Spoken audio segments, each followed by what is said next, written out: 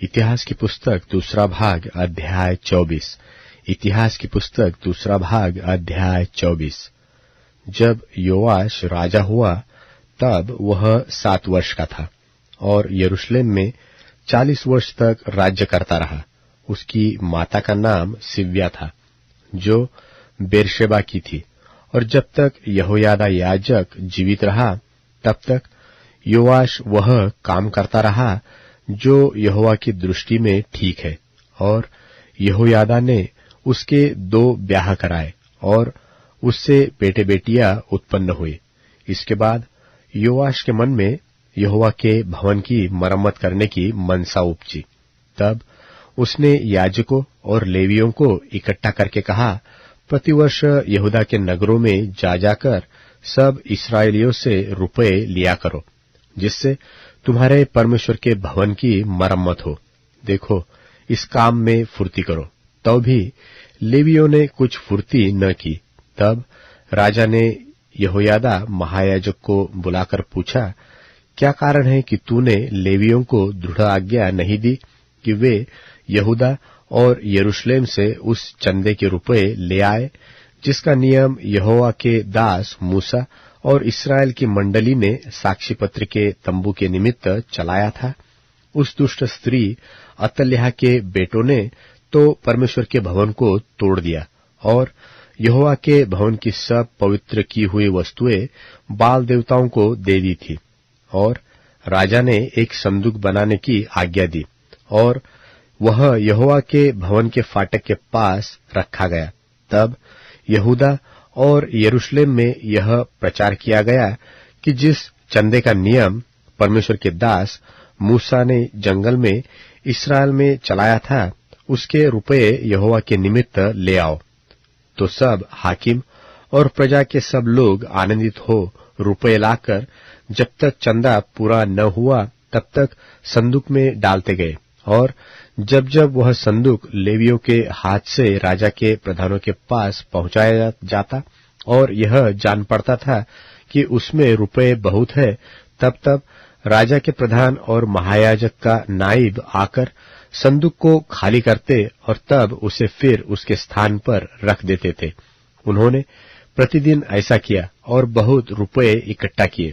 तब राजा और यहोयादा ने वह रुपए यहोवा के भवन में काम करने वालों को दे दिए और उन्होंने राजों और बढ़इयों को यहोवा के भवन के सुधारने के लिए और लोहारों और ठेरों को यहोवा के भवन की मरम्मत के लिए मजदूरी पर रखा।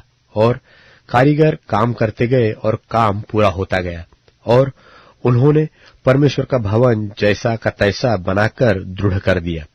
जब उन्होंने वह काम निपटा दिया तब वे शेष रुपए राजा और यहोयादा के पास ले गए और उनसे यहोवा के भवन के लिए पात्र बनाए गए, अर्थात सेवा टहल करने और होमबलि चढ़ाने के पात्र और धूपदान आदि सोने चांदी के पात्र।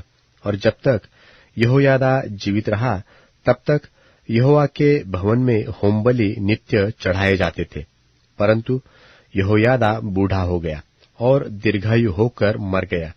जब वह मर गया तब 130 वर्ष का था और दाऊदपुर में राजाओं के बीच उसको मिट्टी दी गई, क्योंकि उसने इस्राएल में और परमेश्वर के और उसके भवन के विषय में भला किया था।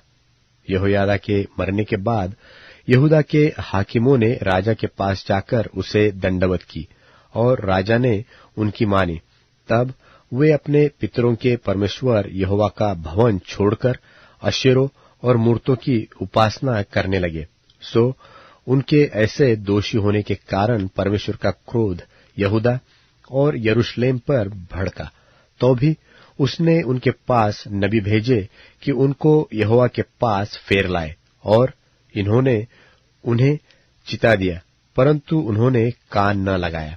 और परमेश्वर का आत्मा यहोयादा याजक के पुत्र जकरयाह में समा गया और वह ऊंचे स्थान पर खड़ा होकर लोगों से कहने लगा, यहोवा यो कहता है कि तुम यहोवा की आज्ञाओं को क्यों टालते हो? ऐसा करके तुम भाग्यवान नहीं हो सकते। देखो, तुमने तो यहोवा को त्याग दिया है, इस कारण उसने भी तुमको त्याग दिया है। तब लोगों ने उससे द्रोह की गोष्ठी करके राजा की आज्ञा से यहोवा के भवन के आंगन में उसको पत्थरवाह किया। राजा योआश ने वह प्रीति भूलकर जो यहोयादा ने उससे की थी, उसके पुत्र को घात किया, और मरते समय उसने कहा, यहोवा इस पर दृष्टि करके इसका लेखा ले।